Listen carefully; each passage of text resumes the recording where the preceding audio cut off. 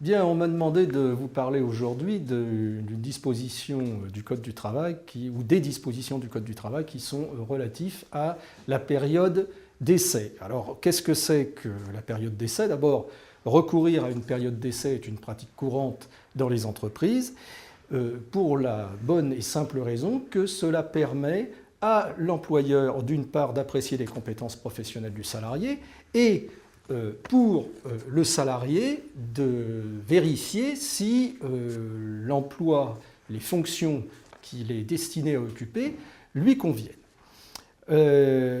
Au cours de cette période, le salarié se trouve dans une situation juridiquement instable pour une raison très simple, c'est qu'il peut être remercié sans motif et en dehors de toute règle de procédure. Alors, il n'en demeure pas moins que la période d'essai constitue, on a trop souvent tendance à l'oublier, une véritable relation de travail, c'est-à-dire que chaque partie, c'est-à-dire aussi bien l'employeur que le salarié, doit respecter tous les droits et toutes les obligations prévues par la réglementation. Je pense par exemple au respect des libertés syndicales, au respect des conventions collectives, etc. etc. Ce qui diffère, c'est bien évidemment, on va le voir, le mode de rupture du contrat de travail. Alors, la première chose qu'il faut, à mon avis, retenir, c'est que la loi du 25 juin 2008 portant modernisation du marché du travail a institué pour la première fois ce qu'on appelle une période d'essai interprofessionnelle régie par les dispositions légales. Et ces dispositions relatives à la période d'essai sont codifiées aux articles L 1221-19 et suivants du Code du travail. Premier principe qu'édictent ces articles, c'est que la période d'essai, ou l'essai, pour simplifier, n'est pas obligatoire. Alors, qu'est-ce que cela signifie? Tout simplement qu'elle ne peut être opposée aux salariés, elle ne peut être donc imposée aux salariés, que dans la mesure où elle est prévue par le contrat de travail ou la lettre d'engagement. À défaut, s'il n'existe aucune disposition dans le contrat de travail ou dans la lettre d'engagement, eh bien, l'embauche est réputée définitive. Je dirais que c'est un point positif de la loi dans la mesure où cela a mis un terme à un contentieux pléthorique sur l'existence d'une période d'essai. Je ne m'attarde pas sur les détails, mais je renvoie pour cela, par exemple, à la lecture d'anciens numéros de la revue pratique de droit social qui était consacrée à cette question avant la loi du 25 juin 2008.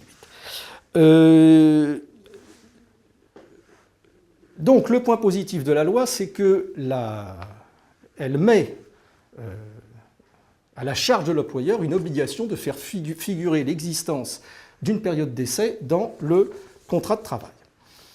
Il en résulte que la première démarche des conseillers prud'hommes, ce doit être bien évidemment d'examiner le contenu de ce contrat ou de la lettre d'engagement afin de vérifier si elle institue bien ou si elle n'institue pas, ou s'il n'institue pas une période d'essai.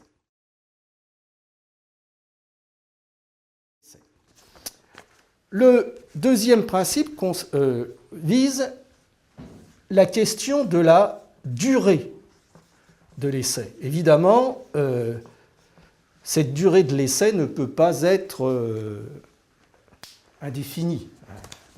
Sinon, cela n'aurait aucun sens.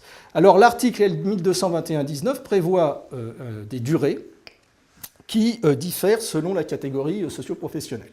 Donc, par exemple, pour les ouvriers et les employés, cette durée est de 2 mois. Pour les agents de maîtrise et les techniciens, elle est de 3 mois. Et pour les cadres, elle est de 4 mois. Alors, encore qu'il s'agit ici de durée initiale, pour ce qui concerne les 2 mois, les 3 mois et les 4 mois, parce que la période d'essai peut être éventuellement renouvelée, mais pas à n'importe quelle condition. Et ces conditions ont été également renforcées par la loi du 25 juin 2008. La condition, c'est que, d'abord, un accord de branche étendue doit prévoir la possibilité de ce renouvellement. Et, en plus, le contrat de travail doit également prévoir la possibilité du renouvellement, ce qui fait 2 conditions. Autrement dit, si un accord de branche étendue prévoit le renouvellement, mais si le contrat de travail ne dit rien, eh bien, il ne peut être imposé aux salariés. Alors, ce renouvellement, si renouvellement il y a, ne peut avoir pour effet de porter la durée totale de l'essai à certaines durées limites. Alors, pour les ouvriers et employés qu'on a vus tout à l'heure, où la période initiale est de 2 mois, la prolongation ne peut pas avoir pour effet d'instituer une période d'essai supérieure à 4 mois. Pour les agents de maîtrise et les techniciens, cette prolongation ne peut excéder, vous l'aurez compris, 6 mois, puisqu'il s'agit en fait à chaque fois du doublement. Et pour les cadres, là c'est souvent excessif, c'est une période de 8 mois. Petite précision au passage, en cas de maladie, par exemple, ou d'accident, la période d'essai est suspendue d'autant. Donc, cela a pour effet en fait, de la prolonger.